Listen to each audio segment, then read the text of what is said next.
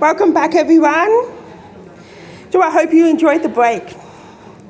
So on our NDIS journey, the motor's running and we're certainly ready to roll. This session looked at the campaign of the NDIS and where we are now. The strength of personal stories and grassroots campaigning on the rights of people with disability touch the general public and politicians alike. This panel will reflect on how highlighting the disparity of people with disability in living an ordinary life shamed the nation and brought the NDIS into being. We turned a narrow, dusty road into a superhighway. But are we there yet? Let's see. Strengthening Disability Advocacy Conference 2017, getting into gear for the NDIS journey. Motor's running and we're ready to roll. What were your hopes for the NDIS prior to the trial and rollout? It was a dream come true. Me personally, I thought that at last people are recognising that people are in trouble, people are on waiting lists, they're not getting what they need, their carers are burning out.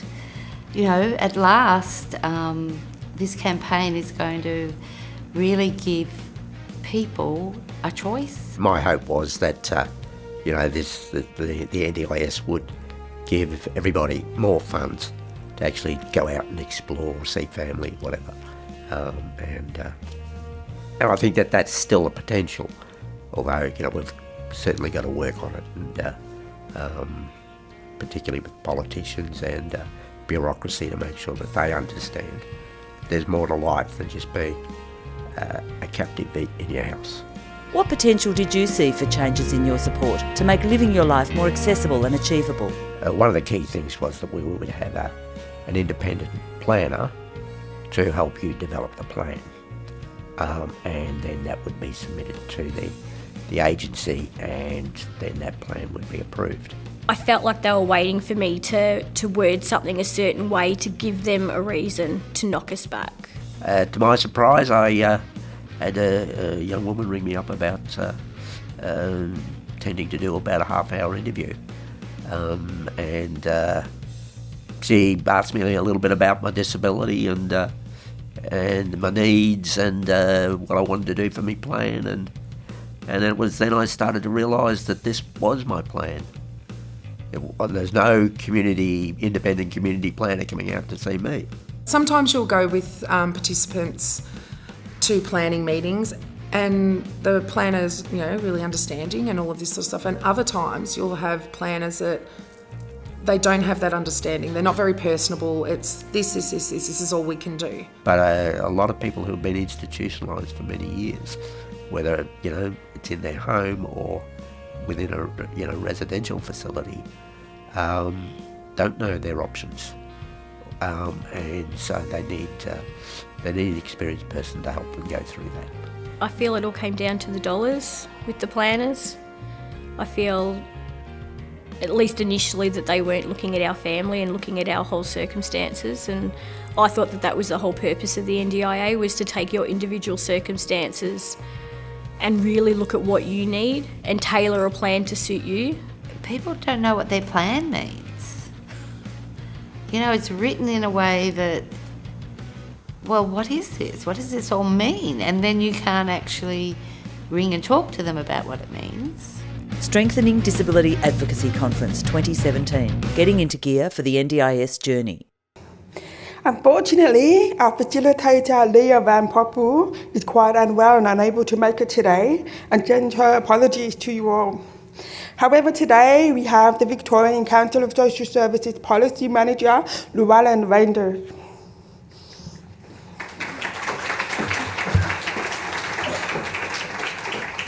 Good morning, everyone. Thank you very much for inviting me to step in at the last moment. I will do my best to stand in the shoes of Leah, who is well known to us at Daru, having previously worked for us. And also, yes, my name's Llewellyn Reinders. I'm the Policy Manager at VCOS and work together with our partners at Disability Advocacy Victoria to bring you the Disability Advocacy Resource Unit and have the amazing privilege of working with Melissa on a day-to-day basis. But this morning, we want to have a bit of a conversation about where we are and how we got there. So without further delay, I'd like to introduce our panellists. Kirsten Dean, the Executive Director of the National Disability and Carer Alliance. Kirsten is currently the Executive Director of the National Disability and Carer Alliance, and until recently was the National Manager of Communications and Engagement at the Australian Federation of Disability Organisations, and was a Director in the Information Linkages and Capacity Building team at the National Disability Insurance Agency. Before joining the NDIA, she served as the inaugural Executive Director of the National Disability and Carer Alliance and the Deputy Campaign Director of Every Australian Counts campaign for the National Disability Insurance Scheme. She also served as Co-Chair and Deputy Chair of the National People with Disability and Carer Council. She's been a long-term board member of both Down Syndrome Australia and Down Syndrome Victoria. A former journalist turned academic, Kirsten has 3 children and as a result has excellent conflict mediation skills. Welcome, Kirsten. I'd also like to welcome Dean Barton-Smith. Dean Barton-Smith, AM, has accumulated more than 30 years' experience in the field of marketing and public affairs, strategic and corporate planning and advocacy within telecommunication, sport, government, retail, healthcare, mental health, professional associations, emergency management, transport, community and disability sectors. So just about everything. After gaining his Masters in Marketing from Monash University, Dean served in a senior role in marketing and communication for a national telecommunications service organisation. He has also served as an executive officer for the Australian Communication Exchange, and CEO for the Australian Association of Practice Managers, CEO of Link Community Transport in Victoria, and CEO of the Mental Illness Awareness Council, and CEO of Deaf Children Australia. Dean was the chairperson of the Australian Federation of Disability Organisations for over 9 years and was closely involved in the successful campaigning for the establishment of the NDIS. He was an active member of the NDIS Independent Advisory Council, providing high-level policy advice to the board and Commonwealth Government. Welcome, Dean.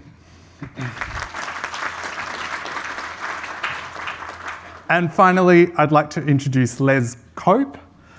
Les is an administrator at the NDIS Grassroots Facebook page and president of Ability Dignity Access Management. Prior to his involvement with ADAM, a Victorian not-for-profit organisation whose main focus is empowering and supporting people with disabilities, Les was a founding member and chairman of Chandler Cooperative, one of 13 disability groups forming the Victorian Parent Advocacy Collective in the 1980s and 90s. VPAC in-service school communities and supported children with disabilities to access their local schools through the Victorian School Integration Program. This enabled Les's son to complete his VCE, after which he decided he never wanted again to be segregated. Les continues to share information and empower others towards self-advocacy in his current role as an administrator with the NDIS Grassroots Discussion Facebook group. This complex group, with over 30,000 members, including people with a wide range of disabilities, their families, community members and professionals, supports people with disabilities to understand, work with and navigate the NDIS. Welcome, everybody.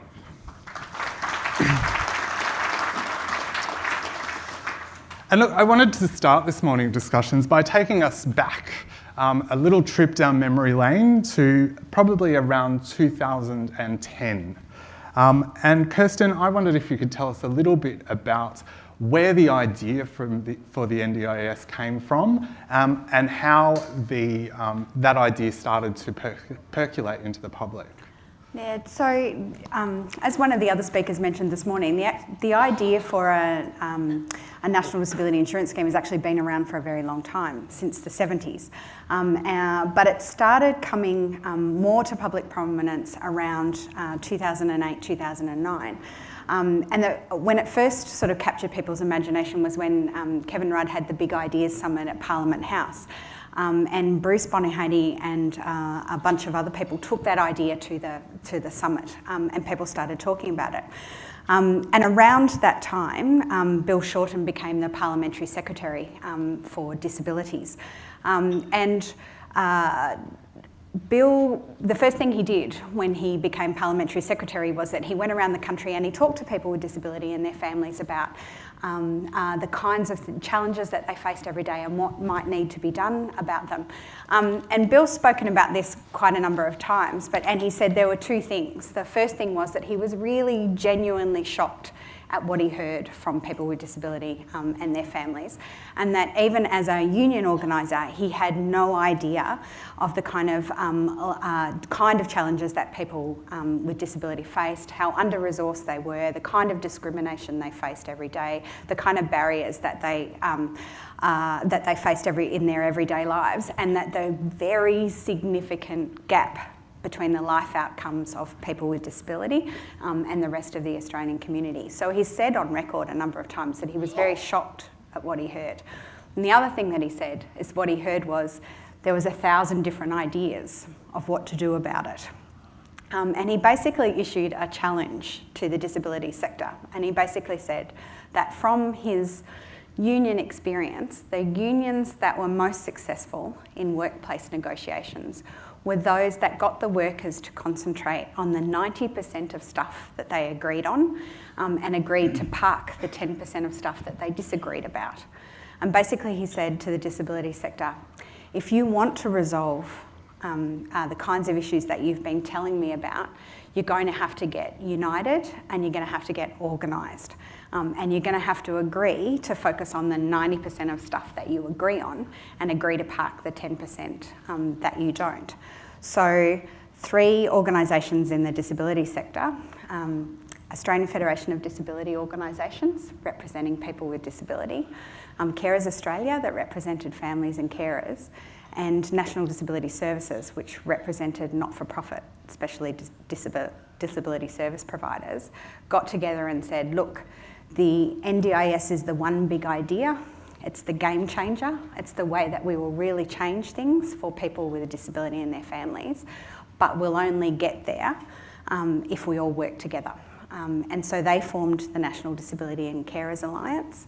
And once they'd done that, they went out into the sector and looked for other individuals and organisations who also wanted to see the NDIS get up. And from that, the Every Australian Counts campaign was born. So work on that really started around the time that the Productivity Commission started their work in 2010, and then the campaign really kicked off and was in full force kind of around 2010, beginning of 2011. Thanks, Kirsten. And look, Dean, in your experience, being deeply involved in the disability sector at the time, what do you think really made that campaign successful and cut through it in a way that other campaigns haven't necessarily done? I think what clearly, and then that being talking back, is be able to come and united group. The government, as you know, everybody had their own interest in specific areas, but from a government perspective, how do they contest that people coming united, standing shoulder to shoulder, and be able to share a common agreement? Exactly what Kirsten said. We have to agree on 90%. The 10% we don't always agree. Let's put that aside, and we'll gain momentum out that way. That clearly was very, very powerful at the very start of it. And trying to remember why we started in the first place. That was a constant thing, because the journey of how we are able to achieve it, we have to remind ourselves constantly, why did we start in the first place? What the end game we're trying to achieve? The campaign, clearly, we had to mobilise the disability group to each aspect of the area. Again, we've had people who've had other priorities as well, but we had to talking about something that's really bold, that was really transformational in that respect. So the campaign, we had to not just draw on people with disabilities and those, but also those who were champion, people who were really, really supporting it, but didn't really know whether they should be part of it or not. We leveraged and mobilised them as well to say, look, let's just say 1 in 6 have a disability, or sometimes 1 in 4. They were all part of that process as well. And I guess part of that campaign was not so much trying to fix the issue, it's just like it was an economic benefit out of it as well. I think that was a very successful part, or one of the successful part of the campaign. It shows it's an economic investment. There's economically returned. It's not an expense, it's not a cost, it's actually an investment. I think when people started realising that and started to see, yes, there were actually returns from a social and economic point of view, we started to get more traction in that space as well. It's not an easy job, I'm sure I know that watching Kirsten doing that campaign, trying to mobilise the whole of the community, the whole of Australia, trying to get off the same page, the same consistent message is so important, and making sure that there will be some doubters out there about how we actively respond to that in a positive sense. So I guess that was a lot of that, and that build was really, really heartwarming in one way when people do step up and say, yes, this is time for change. This is an opportunity now to really have a crack at this. I think it really worked really well. Great. And Les, you've been working closely with people on the ground throughout this period, and I'm really interested in hearing your reflections on how the campaign worked on the ground, and how have people experienced the change from the campaign into the scheme itself? Now, Kirsten's already mentioned the campaign, and being part of that too was a really remarkable experience. It was just so empowering for the people that were involved in it, and it was the way forward. But one of the things that I picked up along the way was that the government or the bureaucracy really, there were bureaucrats in the system who really wanted to hold control. I, in fact, put a proposal together with an organisation to put together a series of videos to support people to do some pre-planning. And that came up on, I think it was a $10 million package that they put together. And I had a discussion with them. We got 90% of the way there, but in the end, it was denied for all sorts of reasons. So clearly, I think they're a bit threatened by having that sort of input coming in. The thing that I'm picking up at the moment, or I have been for a while now, is that pre-planning is absolutely crucial for people to be successful. But pre-planning can take all sorts of ways. I often say to people, the NDIS planning is planning about money. Pre-planning is about individual planning for yourself so that you can live the life that you want and have a future. And I'm finding that people who have been in the old system for a long time are still grateful for the things that they might get. I spoke to a lady the other day and supported her to get a plan together for her daughter. She was receiving about, at the time, about $40,000, and I spent some time with her and actually used Skype, and we chatted for a while. And when I put the plan together, I had a set of money that I'd come up with and what her daughter would really need to have a life. And we discussed it, and she said, oh, you know, how's it going? And she was actually quite happy to go from $40,000 to $60,000. She thought that was reasonable.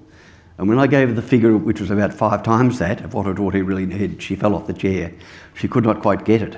But once I presented to her the impact of how that would mean on a weekday basis, on a day-to-day basis, and how her daughter could actually have a life and do what other people do, she actually understood it. And that's probably one of the main things I'm finding, that people are still locked into that old system and they've still got that grateful knowledge. And that, I think, is where some people are thankful when the person on the phone says, oh, we'll give you some support, and they get a bit more. So pre-planning is crucial, and I think basing it on what everyone else in the community does and expects is the way to go, and base it on the individual, not on the family or the parents, but getting people to come around and think of what their child or their adult child needs is really paramount for good planning and good outcomes. And we heard a bit of that in the opening video as well, I guess some of the concerns around planning. And we know that access to information before you actually get into the scheme and engaging in the planning process is one of the key ingredients to a great experience. So Dean, I'm really interested in your view on what's happening on the ground for people with specialised communication needs, such as the deaf community. Yes, I think the NDIS has certainly improved a lot the last 12 months in terms of making sure their information is accessible across various needs. I guess we've got a large group of people there who have diverse needs, and not just providing sign language interpreters, not just providing captioning, but also making sure the content is as easily as understood as possible. I can appreciate that the big change from what they might be getting currently with the government support through to NDIS to try to have a find out a language that people can understand and understand specifically what they can be entitled to. The challenge has always been, as I've still experienced, is that people still have a low expectation and they feel that to go in and maybe still only get what they only get, but don't realise that they can be able to get a lot more. They should be and deservedly entitled to. So getting that information, especially for those who are deaf and hard of hearing specifically, is the challenge because we're using new terms, new words that are going away from the old reform mentality, using positive reform words. And I guess that's also a shift in thinking, shift in mindset and the language that you go for. So with the NDIA specifically, that's starting to be more information accessible, but not always enough. They need to be able to ensure that those who are not the advocates as well, but also the peer support people as well, to be able to communicate that information for them. So yes, it's certainly a big improvement. Those with core background, language background is really, really critical, and to never assume that what you put out there is fully understood. You've got to constantly keep changing it and making sure that the information is fully understood from there. Fantastic. And as I guess was indicated in that opening video, we're starting to see some, I guess, constraints on the scheme and some outcomes that maybe are less than perfect. And Kirsten, I'm really interested in exploring what are the structural barriers? What are the things that are constraining the scheme that we need to be aware of and start thinking about as it rolls out? So I think there are lots of implementation issues that I'm sure are going to be the subject, kind of particularly this afternoon, of everyone's discussions, and Les and Dean have alluded to some of them. But there are also some bigger picture issues that are confronting the scheme. And one of them is the governance of the scheme. Now, governance isn't a particularly sexy topic, but it actually really matters because it's about who makes decisions and where and when and how. And the governance of the scheme is quite complicated. It's a shared enterprise. It's a shared enterprise between the Commonwealth and the states and territories. And in our federation, shared enterprises always have their pros and cons. The pros are, to extend the metaphor today, when everybody agrees on the direction that we should be going in, what the destination is, how we're going to get there, what kind of car we're going to drive, what kind of petrol it might need, when everyone agrees, then the journey is much better and much smoother. We get there quicker. It's great when everybody's on board. The con is when everyone doesn't agree, you get into fights between states and territories and the Commonwealth, and trying to get everybody agree slows everything down. And certainly the Productivity Commission that's conducting an inquiry this year into the NDIS mentioned the complicated arrangements for the governance of the scheme, and did say that it was contributing to slowing everything down and the NDIA not being able to be nimble and respond to things as they came up. So that's one of the issues. The other issue is that it's not always clear to people outside where decisions are being made and who is making them. So it's not always clear whether that's a decision that's the responsibility of the National Disability Insurance Agency, or whether that's a decision that's made by COAG, or whether that's a decision that's made by Commonwealth, whether that's a decision made by the board. It's not always clear, and that really matters because as advocates, you've got to know who's making the decision so you can advocate for change. So I think that's one of the issues that is really tough for the scheme. I think one of the other issues that is really tough is something that's very dear to my heart, which is ILC, information linkages and capacity building.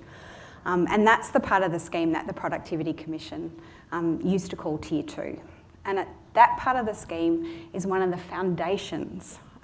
It's one of the foundation stones of the NDIS, and it's really important for two reasons.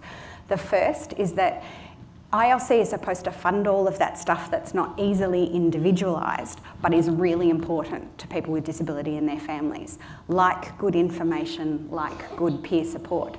They're the kinds of things that should be funded in ILC. And the other reason ILC is important is that it was always understood that there would be some people with disability who wouldn't be eligible for a package of support under the NDIS, but who would still have some needs that had to be met in some way, shape or form, and that was going to be the responsibility of ILC. Now that sounds great in theory, and so what the Commonwealth and the states and territories did was draft a policy that is this big. It's a very broad, everything but the kitchen sink is in the ILC policy, and then they released the budget, which is 120 million each year. So the policy intent is broad, and yet the budget allocated to it is very small. So that's one of the structural challenges. And if you look at the submissions to the Productivity Commission inquiry, everybody is mentioning that as a particular problem that is going to really haunt the scheme as it rolls out. One of the other structural problems is the NDIA itself, is that it's become fairly evident that the NDIA doesn't necessarily have the resources that it needs to roll out this scheme. When we were on the campaign, the sector fought very hard for an independent statutory body to run the NDIS, not simply another Commonwealth department or an offshoot of Centrelink. Everybody wanted an independent statutory body that could be nimble and flexible and responsive to kind of changing circumstances. Nobody wanted a big, fat, bloated bureaucracy. And so nobody wants to see more resources go into running the scheme than actually providing support to people with disability and their families. But at the same time, this is a startup. This is, we're only 4 years into a lifetime. And usually when you're running a startup, usually you invest a bit more at the beginning and then tail that off and taper that off as you kind of go along. And so it seems that some of the decisions that the NDIA make are a result of the kind of their constrained resources and an attempt to kind of cost cutting, and also because they don't have the arms and legs within the agency to do it. So there is an issue in that I think if you look at the submissions to the Productivity Commission, everybody's kind of recognising that the NDIA needs a little bit more help to get this sort of groundbreaking reform off the ground before trying to sort of peel it back and keep it to that very nimble, light statutory body that we all wanted to see. Thanks, Kirsten. And you talked a little bit about the complexity of, I guess, rolling in 8 different state-based systems into a single national scheme. And Dean, I wondered if you could tell us a little bit about how the experience in Victoria might compare to the rollout across the country. Well, I think I have to commend in many ways the Victorian government, very keen to make this work. I think that's one of the good things that I've found in that time. There's still some challenges from an advocacy point of view. This is a disability that affects anyone anywhere in Australia, so we need to make sure that the advocacy aspect is consistent on a national, not just for the state. Be a person who is deaf or hard of hearing, or anybody with disability, they do move around. They would love to relocate, etc. So the need vary in that respect.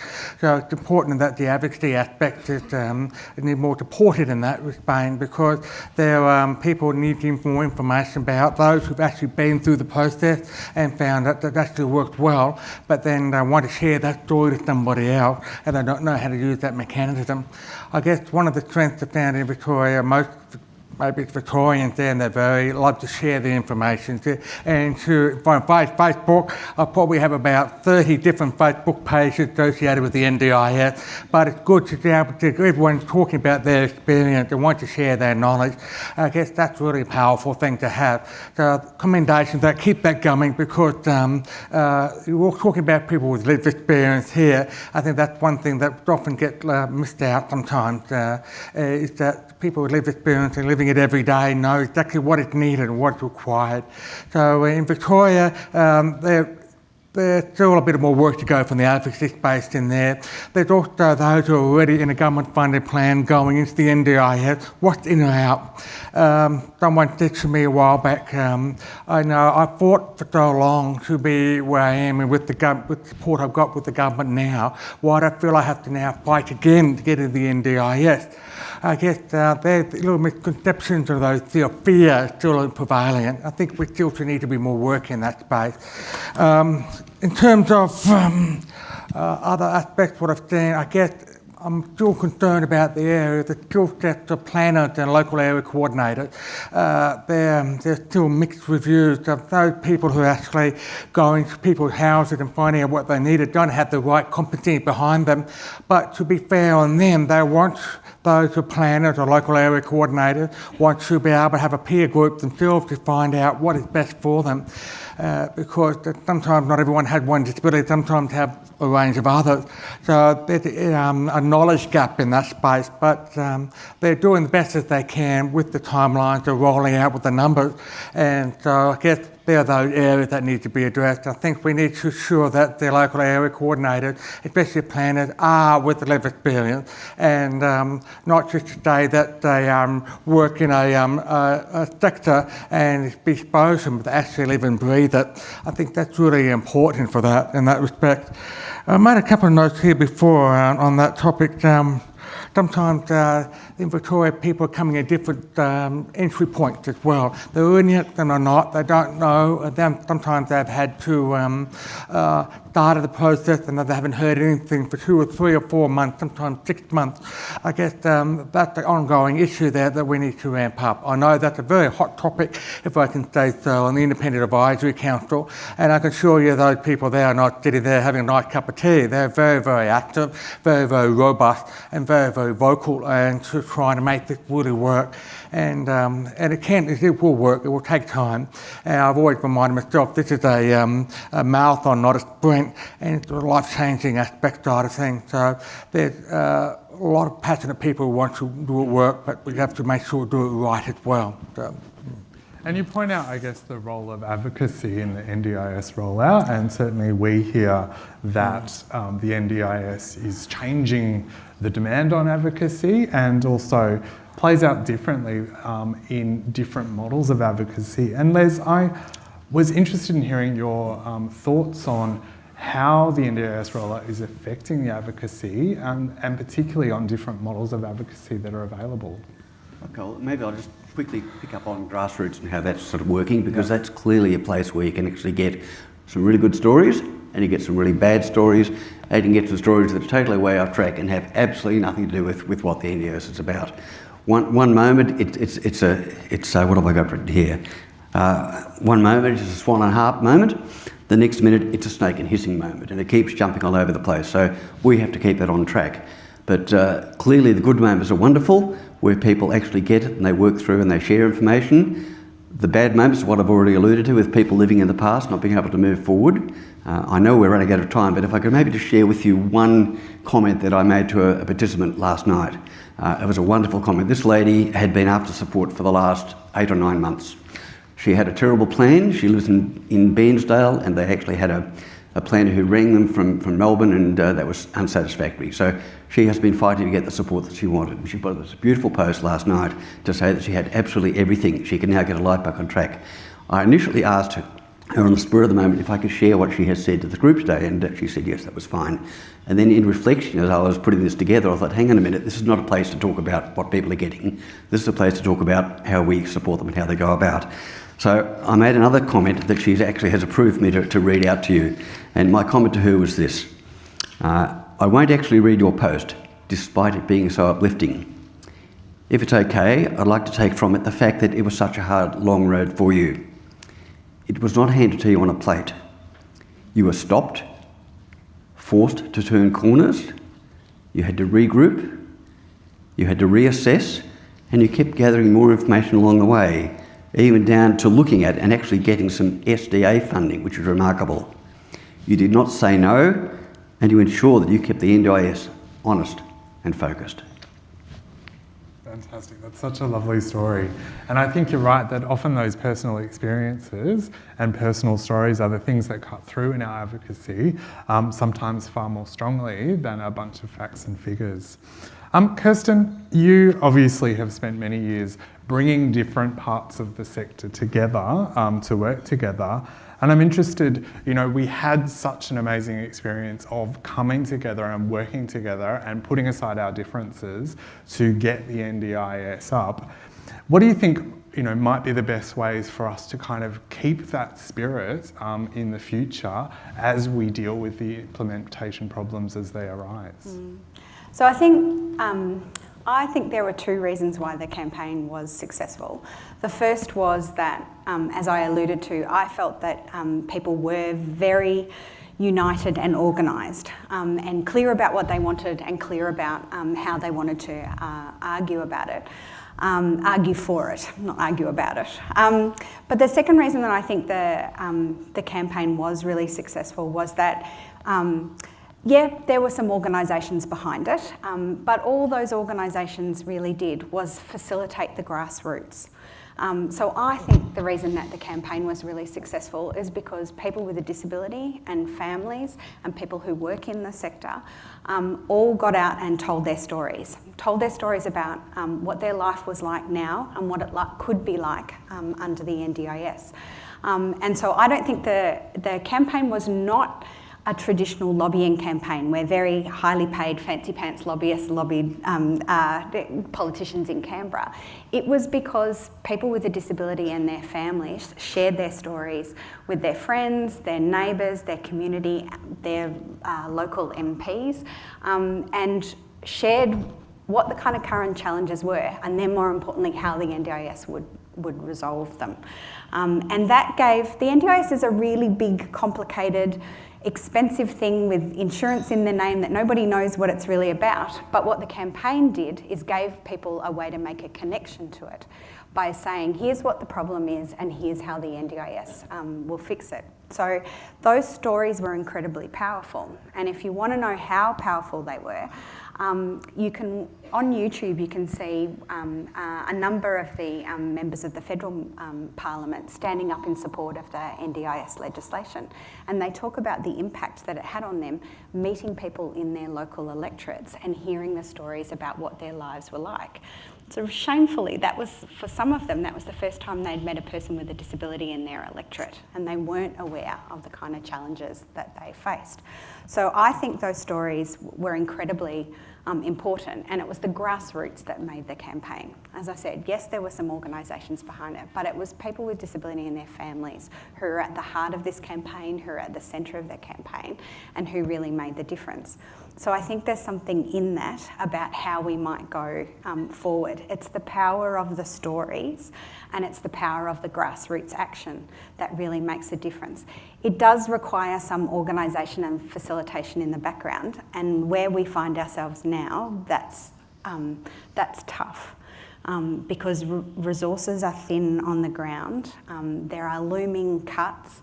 It's a very challenging environment. There's a fast pace of change, there's a lot happening, and so it's tough to say, hey, we've all got to get organised. But it's probably because all those things are happening that the onus is on us to get even more organised and respond to them.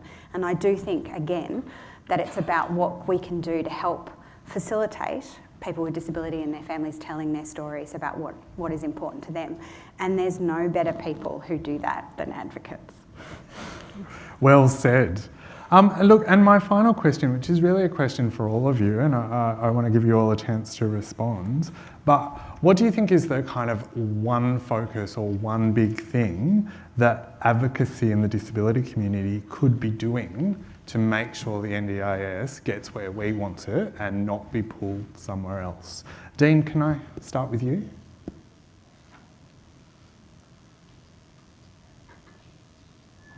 Me, well, number one thing we keep going. Oh, okay. I'm looking for that magic wand. I guess, well, look, I think where we are today with the NDIS is an example of working together collaboratively. We've got a myriad of issues that are affecting people with disabilities every day. I guess one of the things that I think the wider community continue with thinking that the NDIS we've got it. It fixes everything. No, let's move on. It doesn't. It doesn't. The advocacy doesn't stop. The advocacy keeps going. I think we've got to keep that the next mindset. We've got to keep changing. The NDIS is only one aspect of that has addressed, but it doesn't solve everything that we need, from employment to education to accessible transport, a whole range of things that we are facing every day. And the advocacy is still a critical component going forward. I guess, as we said here before, the strength is in the numbers. We all have compassion. We've all got things that we want to see improved. I guess one thing that stood out for me when I worked for the Victorian Mental Illness Awareness Council, there in the mental health sector, for many, many years, the disability sector, we worked that successful was to be able to come together and work on a common cause. But with the mental health sector, quite the opposite. You had so many passionate people to advocate individually, but to get them to come together was a real challenge to share on common things that they want to achieve. I found that was an interesting experiencing in that space. Nothing's wrong with that whatsoever, but it just shows the two different dynamics. And they were coming to me to talk about how can we advocate more effectively. And I said, well, if you put all the energy into one area, that all the energy you're putting in, you'll get more traction from that. You'll be able to have a sense of network that you have. So don't underestimate not what you know, who you know. It's very powerful. But just be able to work on a common mindset with a common agreed direction, and do that very, very well. I guess we're all a sucker for punishment where we try to solve everybody's problems at once. Every issue, both we can on the own area and do really, really well, we'll go a long way from that space. So that's probably one thing I would come from the advocacy is don't underestimate the power of your advocacy and the power of your lived experience, but also unite and work shoulder to shoulder on one common cause. I think with all the energy in that space, we'll go a long way, a lot faster as well. Excellent advice. How about you, Kirsten? I think this is a very unique period in the life of the NDIS. We have to bring in a very large group of people in a very short period of time. And there was only ever going to be two ways to do that. It was either going to be long and slow and drawn out, or fast and bumpy. And we're in the fast and bumpy bit. And I think that or the kinds of things that are going to come up this afternoon are the kinds of things that we need to work on. The planning process, the pre-planning process, getting plans into action, driving change in the market so we start to see the kind of services that we want to see. We do need to resolve the sort of immediate implementation issues. But we also have to keep our eye on the bigger picture, because where we are now is not where we're going to be in 5 years' time when everybody's in the scheme. So we have to somehow work really hard at trying to fix some of the sort of bumpy implementation issues, while at the same time going, what little seeds of change can we sow now that will bear fruit in the future? So we have to kind of have this kind of dual vision where we work on the stuff that's kind of happening now, but keep our eye on where we eventually want to be, because that's what was successful about the campaign, is that it kept its eye on what the bigger picture was. So we've got to kind of do that again. We've got to work on the stuff that's happening now, but think about what can we do now that will bear fruit kind of in the future. Fantastic. And Les, what's your one big thing? Look, I go back to my experience with the Victorian Parent Advocacy Collective back in the 80s and 90s. That was probably the most powerful organisation that I've ever been involved with, because that actually brought together 11 disability groups who all had a different focus. The Down Syndrome Association, children, and a whole range of different groups, cerebral palsy. They were all in it together, and we worked collaboratively together to actually put together a process that would empower people. And the whole thing about advocacy from our perspective is not an adversarial approach. It was empowerment. It was giving information. It was supporting people to use I statements, rather than saying you're doing this to me and you are terrible, but rather I don't feel very comfortable with what you're doing. Can we talk about how you might be able to help me feel better about what's going on? So that training was really instrumental in terms of me coming together and my family coming together and how we need to address the things. And that is the training that I had then that I'm quite sure has held me in good stead to this very moment. So it would be wonderful, I suspect, if all the disparity groups could come together and at least agree on how they might actually work on this particular area, put aside their particular areas of where they're coming from, but come up with the common things and set up some processes where they could even put together some descriptive videos, some online material, something that will actually put it all together and really support people to be empowered and to make the best out of the NDIS that's going to offer them a future. Great idea. We have a few minutes left for questions. Does anyone have any questions of our panel? And can you please, we do have some mic runners, and when you ask your question, please tell us your name, where you're from, and who you're addressing your question to. Anyone want to kick us off? There we go. Mary.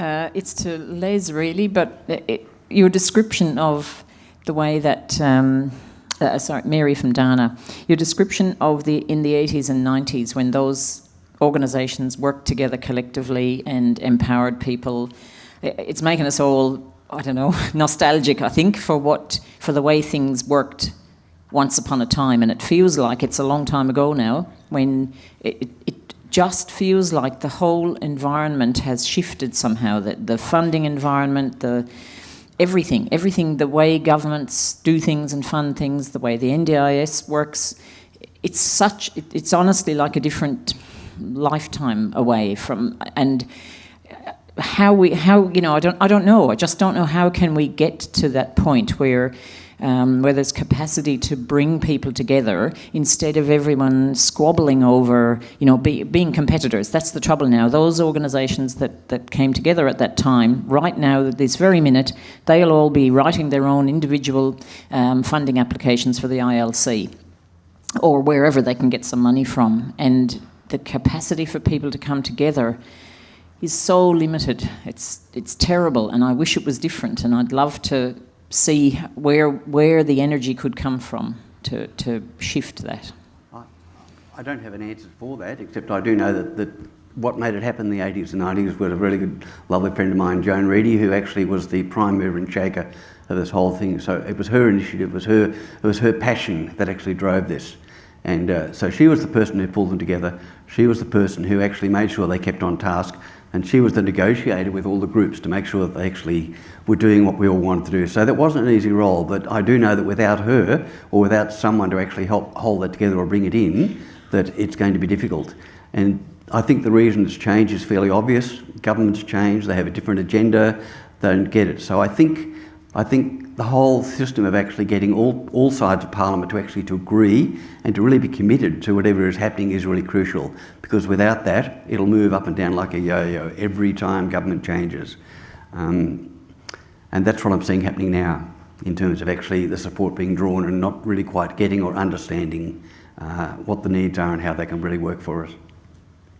I hope that's answered your question, sorry. Yeah. There's a question down the front. Just here. Yeah, my name is Paul. Yes, to you again. I'm a bit confused how somebody can ring somebody up and have a 15-minute to half-hour conversation to them, and then come away and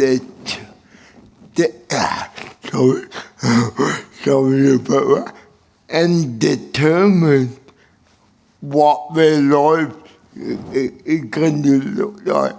Surely, I'm sitting here dumbfounded by that. You bring somebody up and you say, hi, how are you? Blah, blah, blah. Okay, thank you. And then go away and do a report. I'm dumbfounded by that. Am I wrong in saying that? Or if that's the way it works, maybe I have misunderstood what was said today. But I'm dumbfounded by that. And just to recap, so the question was about, I guess, a lot of people's shock that this is how the planning process has been rolled out. Do one of our panellists want to respond to how did that happen, given the aspirations and the expectations of the scheme? I think it happened because of this issue of volume, having to bring people in, a large number of people in a short period of time. So if you take New South Wales, for example, New South Wales is the most populous state, and yet its role, it wanted to bring the most amount of people in kind of 2 years. So I think that was the thinking behind it, that it was a way to get people into the scheme faster. But we all know that that hasn't worked terribly well. And certainly the Productivity Commission have heard that and made a number of sort of draft recommendations about that. And the NDIA have heard it in that they've been talking about how they're going to redesign some of their participant experience based on people's experiences. And so they've signalled that we should expect to see some changes in the next little while based on exactly that. How could you come up with a plan for a person's life, even a 12-month plan based on a short phone conversation? So the NDIA say that they're taking on board all of that feedback and that we should expect to see some changes in the next little while. And I think we'll have more time to discuss planning and appeals in the next session, but we do have a question right down the front. Yeah. My name is Lorraine.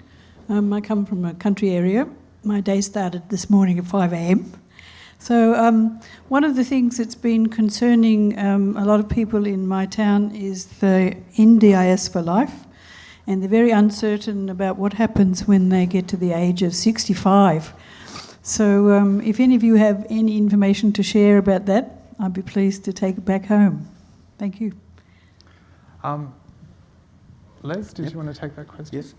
If you are on the NDIS before you were 65, you can stay on the NDIS as long as you wish to. So if you're on, say, at the age of 64, and you can continue on until you're 70, 75, or whatever, at what point, and you can then choose to, whatever your circumstances, you may then choose to go to the aged care system. But my understanding is you can certainly stay on it from that point, from thereafter. Once you've turned 65, if you're actually not on the NDIS, then you're not eligible to apply for it. You then come under the aged care system. Does that? I thought they actually had morphed it, and for those people who have actual separate scheme, NDIS, but not aged care, I thought that had changed. I'm not aware of that. Sorry, I haven't heard of that one. It's because their needs aren't being met by being aged. Okay, that's certainly good news, but I don't know. We might come back to that issue. I think will be time in the next session to drill into some of that detail. I have a question here up the front, and then right down the back over there is after that. You mentioned that there were people who sort of didn't or weren't asking for enough because they were grateful for what they were getting. On the other hand, I'd like to point out some cases I've run across where people have multiple disabilities. So there's one little boy in particular I can think of who was totally blind. He has autism as well. His blindness needs were funded. His needs related to autism were rejected. And as a result, anything that would have been done to support him with the blindness needs would have been pretty much wasted, because autism, his needs related to autism meant that he needed to learn how to communicate from scratch and how to actually absorb what the blindness services were going to teach him. I'm just concerned, on the other hand, that multiple disability is really not being catered for, and I think one of the reasons for it is that there is this gap between the planners who are going out and actually meeting these people and the people who are approving the plans who've never actually met the people before and don't understand the full context. And I think part of that is you can have as much information on paper as you like, but it doesn't actually make up for meeting a person and understanding their full context. So, yeah, just wanted to get your thoughts about that. Dean, did you have any thoughts on, I guess, how the NDIA is dealing with multiple disabilities? I totally agree. Face-to-face, it needs to happen more often. There's so much you can tell a person over the telephone, and also there's so much that you cover, especially if you have been in a very fragmented, shocking system, and a lot of issues that hasn't been addressed or raised. And I guess I believe this is the NDIS looking in that space, with more face-to-face consultation. We have multiple disabilities, across disability, the whole brings a whole factor. You can't discuss that in a half an hour. Again, we have more regular planning. I understand the next session talks about one person heavily involved in that space on the ground, gives us some ideas of his challenges being on that space. So I totally agree. There's more than, as Kirsten replied, they're trying to getting the numbers in as part of the timelines are rolling out. But I think they need to hold the brake a little bit and a bit more invested, a bit more time about those issues to make sure it's the right fit for them, and to build on their understanding of what they can actually ask for as well. When I talked about low expectations, about bringing in that environment where they feel that they ask for more, they've been told they've been a bit too greedy, or it should be appreciated what they have. That mindset has to change, and realise that they can be open to a whole range of things. So, yeah, it's certainly area we need to work on a bit more. Thanks, Dean. Question just there, yeah. And then I'll take the gentleman in the beard, and then that will have to be our last question, because Melissa will get me in trouble if I make the session run too long, and I don't want to keep you from lunch. Your question. Yeah, hi, my name is Jan from Melbourne East Disability Advocacy. Look, it's a bit of a follow-up question from the gentleman beforehand. I went to a forum just the other day, and the information that was being shared was talking about people who experience complex communication or weren't able to articulate their needs, were at the moment looking like their package was, as a general census, reduced by $30,000 as a result of NDIS. But if you were able to articulate your needs, the general trend was that people were receiving, on average, an additional $18,000 from their NDIS package. My question is, how do we mobilise as an advocacy sector to safeguard and protect particularly people with complex communication or that have complex needs? Les? If I could pick up on that, my son has very extreme complex communication needs, and that's only one of the things that he has to struggle with each day. We actually went through a process where we actually asked for face-to-face. We made it very, very clear that having a phone conversation with him was not appropriate, because he wouldn't be able to respond, and we eventually did get the planning meeting for him. Now, most planning meetings, and I've been to 4 now, most planning meetings require the planner to sit there with a computer and go tick, tick, tick, and tick all the boxes. And I suspect what was raised earlier on about all the complexity of disability, sometimes there's not a box for them to tick, and that is why things are being missed. So when we had the planning meeting with the planner, who was absolutely wonderful for us, who came out, we had already addressed all of those bits and pieces. We'd actually bundled together the complex communication needs. We'd bundled together all the cognitive difficulties that my son had, and a whole range of things. So it was all there in a package. So the gentleman over here that talked about the young boy who was blind and had autism, if that had able to, and I don't know the planning process she had, but I would guess that if that had been articulated really clearly in a document and given to the planner, what we also asked, that may have helped, but what we also did when we handed this document to the planner, and I've done this on every occasion, we've actually asked for the planner, can we have a copy of the plan, knowing full well they would say, no, we can't do that. So we got the standard response of no, and we then said, no, that's fine. So we've been sharing with you a document. This is the document that we want you to consider when it goes back to the NDIS. So give this to the planner, and we want this document to be considered. Now, that's a really strong, powerful thing to do, because it means that, first of all, if the NDIS say no, you can't have that information, we then appeal. We can appeal quite easily because we have the document. If we don't win the appeal, and you have to go down to that far track of going to the tribunal, which we never want to do, but if you had to go to the tribunal, I don't think the NDIS would look in a very good light. If you went to the tribunal and you said, well, this is what we gave them, it's very, very clear, and they denied it. So it's a really powerful thing to do, to have it documented, to have it clear, to sit within the rules and know what you actually want to achieve with it. And I think we'll get into some of that detail in the next session as well. There was one final question, the gentleman with the beard. Yes? And that will have to be our final question for this session. Yeah. Hi, my name. Hi, my name is James from Sale. My question is about the LACs and the people that do the planning. So my question is, okay, how do we become an LAC and how do we become a person to help other people do and prepare their plans? So is there TAFE courses? Is it university degrees? So, because I'm blind, I want to know where I can go to be upskilled to help my community and then educate my community while I'm helping everybody in it that needs help. So, I suppose you've got to learn about the beast before you can walk with the beast, before you can hunt with the beast. So where do I go? Who do I talk to? Is it uni? Is it TAFE? Is it online? Where do I go to help? Kirsten? So the way it's being rolled out at the moment is that the LACs, the local area coordinators, have been outsourced to community agencies. So for example, in northeast Melbourne, the LACs are the Brotherhood of St Lawrence.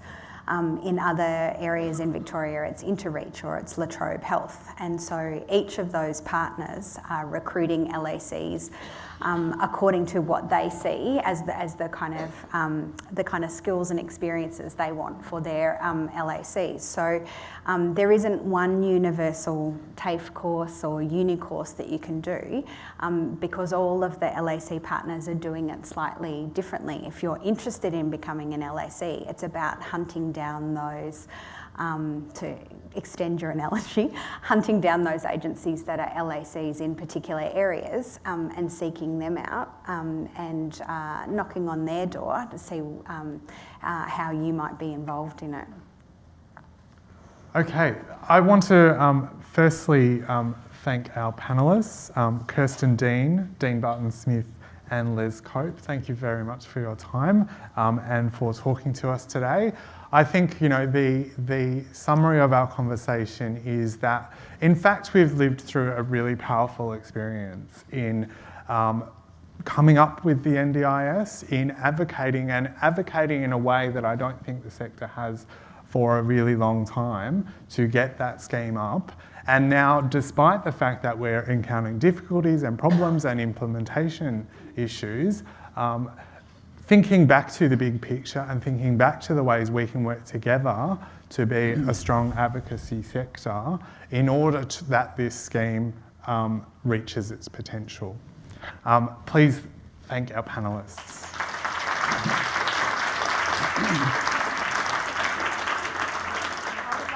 So thank you, Llewellyn, for taking on this task at the very 11th hour. You've done an amazing job. Thank you very much.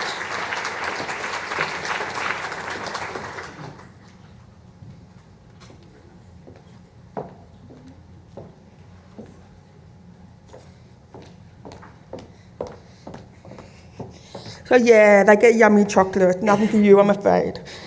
So we now have an hour for lunch. So please be back here for 1 o'clock for the next session. Also, Daru loves their music and bands and videos and stuff. So there'll be lots of road and travel themed music videos playing on the big screen. So feel free to eat, chat, dance. That's about all. We don't judge. Have a great time. See you back at 1 o'clock.